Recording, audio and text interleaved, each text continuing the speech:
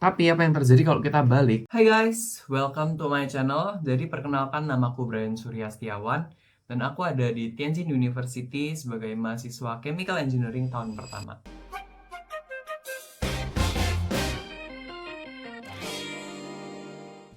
Oke guys, nah nggak terasa kita udah ada di bab 3.2 dan 3.2 ini babnya akan membahas mengenai Tantiaosing. Tantiaosing itu apa sih? Tantiaosing itu monotonicity.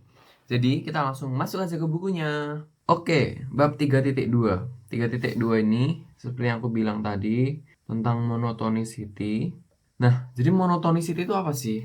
Monotonicity itu adalah sifat naik atau turun sebuah grafik dalam domainnya. Nah, jadi pertama kita di sini dikasih contoh, guys.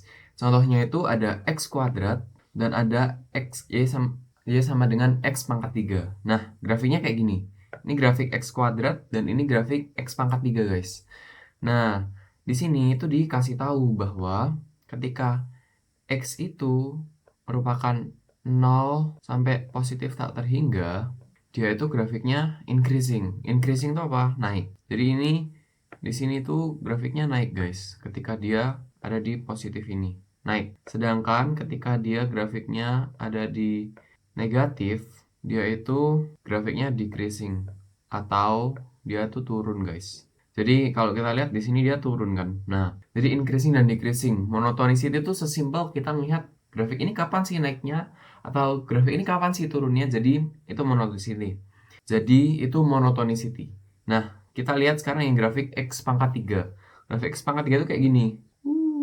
Dia kalau teman-teman lihat kan dia selalu naik tuh. Jadi, ketika X itu ada di bilangan real atau di semua garis ini, kita sebut semua garis ini tuh bilangan real, guys. Yang nggak real tuh apa? Yang nggak real itu imajiner atau apa? Akar I. Akar I itu imajiner, dia nggak real. Jadi ketika ada di semua garis ini, ketika ada di semua garis ini, monotonicity-nya adalah increasing atau dia selalu naik. Jadi mau dimanapun dia akan selalu naik, nggak akan turun. Seperti itu. Cara lihat naik dan turun tuh sebenarnya dibaca dari yang pak, dari arah yang mana sih? Cara lihat naik dan turun itu kita kayak ngebaca biasa, guys. Kita ngebaca kata-kata kan dari kiri ke kanan. Jadi kita di sini tuh ngebaca juga dari kiri ke kanan. Kalau ini berarti dia turun ke bawah, ya kan? Nah, kalau yang ini berarti dia naik ke atas. Kalau ini berarti dia dari bawah naik ke atas. Dari kiri ke kanan, seperti itu. Ini penjelasannya. Nah, ketika fx1 lebih besar pakai sama dengan dari fx2, dia tuh disebut increasing function. Jadi ketika kita punya domainnya apa? Domainnya x1 lebih kecil dari x2. Terus fx1 lebih kecil sama dengan fx2.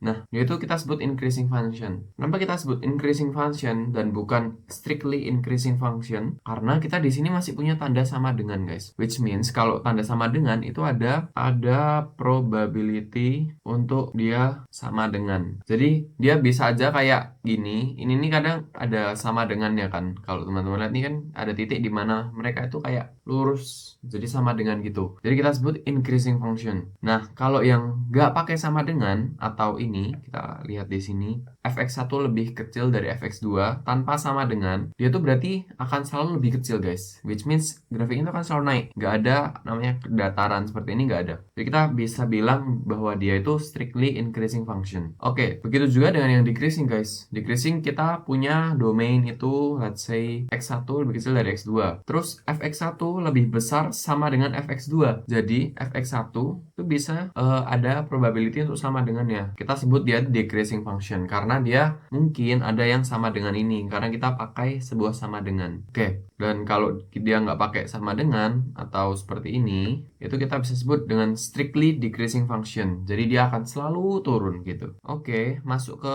latihan soal. Latihan soalnya ini kita disuruh menentukan nih. Disuruh menentukan apakah K per X ini ketika dia ada di positif atau 0 sampai positif terhingga, dia monotonicity-nya tuh seperti apa sih? Monotonicity-nya seperti apa gitu. Kita suruh meninjau ulang. Oke, jadi cara ngerjainnya seperti ini. Kita pertama cari tahu dulu, kasih sebuah permisalan dulu. Kita kan di sini mau bahas yang positif nih, dari 0 sampai positif tak terhingga, ya kan? Nah, kita pertama state dulu bahwa x1 lebih kecil dari x2.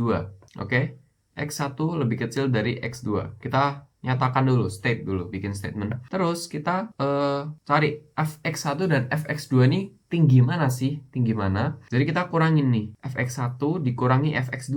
fx1 dikurangi fx2.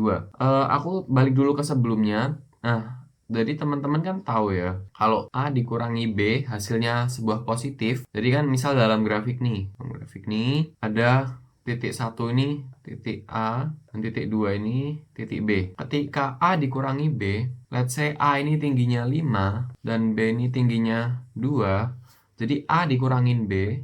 Jadi A dikurangin B itu kan 5 dikurangin 2 kan, which is positif 3. Seperti itu. Tapi apa yang terjadi kalau kita balik B dikurangin A? Tapi apa yang akan terjadi kalau kita balik, which means B dikurangin A itu berarti kan 2 dikurangin 5. Jadinya dia sebuah negatif 3 kan. Nah, jadi kesimpulannya apa? Kalau hasilnya itu kalau kita lihat bahwa tinggi dikurangin rendah, dia tuh hasilnya akan positif.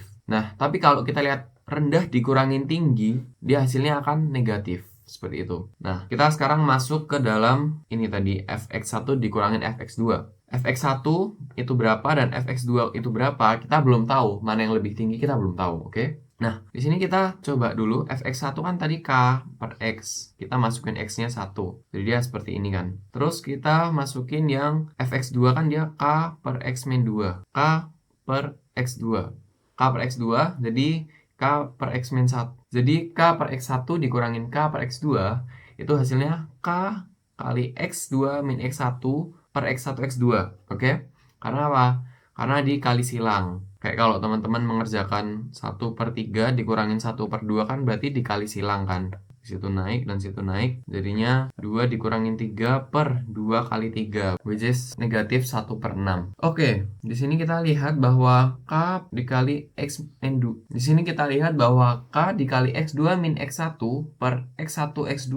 Apa yang kita bisa tarik kesimpulan? Kita ingat lagi bahwa X1 dan X2 itu kan bilangan positif. Karena dia apa? Dia ada di lebih besar dari 0 sampai tak hingga positif kan ya. Nah, berarti X1 kalau dikali X2 itu hasilnya apa? Hasilnya dia akan sebuah bilangan positif. Let's say 2 kali 3 hasilnya 6. 3 kali 5 hasilnya 15. Mau pakai yang lebih kecil dari 1. 1/5 kali 10 hasilnya 2. Jadi positif kali positif itu akan selalu jadi positif gitu. Nah, terus kita lihat bahwa X1 itu lebih kecil dari X2 guys. X1 lebih kecil dari X2. Berarti kalau X1 dikurangin X2 itu harusnya kan negatif. Let's say nih, X1-nya aku ambil angka 2 dan X2-nya aku ambil angka 3. Berarti 2 dikurangin 3 itu kan hasilnya negatif, min 1 kan. Negatif ya. Nah, sehingga harusnya kalau X2 dikurangin X1 itu hasilnya positif dong. Let's say 3 dikurangin 2 kan hasilnya positif 1 gitu kan. Nah, terus kita lihat nih, di dalam ini tadi tuh X min 2 min X min. Nah, kita lihat nih, di dalam ini tadi tuh X2 min X1 per X1 min X2. Berarti kan dia positif per positif. Jadi apa? Jadi dia adalah sebuah positif. Nah, kita ingat lagi tadi. Jadi, fx1 dikurangi fx2 itu hasilnya adalah positif. Kalau dia hasilnya positif tadi apa? Kalau dia hasilnya positif, berarti titik pertama lebih tinggi dari titik kedua. Dan hasilnya akan positif kalau dikurangin. Kalau dibalik, nanti hasilnya akan negatif gitu. Nah, berarti kalau fx1 dikurangin fx2 hasilnya positif, berarti fx1 lebih tinggi dari fx2. Nah, kalau lebih tinggi berarti grafiknya seperti apa? Karena kita tahu tuh tadi bahwa si x1 itu ada di lebih kecil dari x2. Nah, fx1, let's say fx1 ada di sini dan di sini ada fx2 lebih tinggi. Jadi grafiknya seperti apa? Grafiknya tuh akan turun, guys. Jadi kesimpulannya apa? Grafik ini akan turun ketika dia ada di positif. Oke, jadi kesimpulannya apa? Jadi kesimpulannya bahwa grafik ini akan turun ketika dia ada di sisi positif, guys. Kita belum lihat yang sisi negatif seperti apa. Dia akan turun, seperti itu. Oh ya, buat teman-teman yang dari tadi tuh masih bingung, fx itu apa sih? Fx itu apa sih? Jadi fx itu tuh sebenarnya y.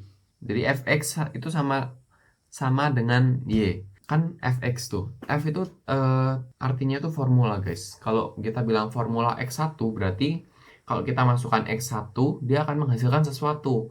Nah, kalau kita masukkan X1, dia akan menghasilkan Y1. Jadi, fx1 itu sama dengan Y. Seperti itu.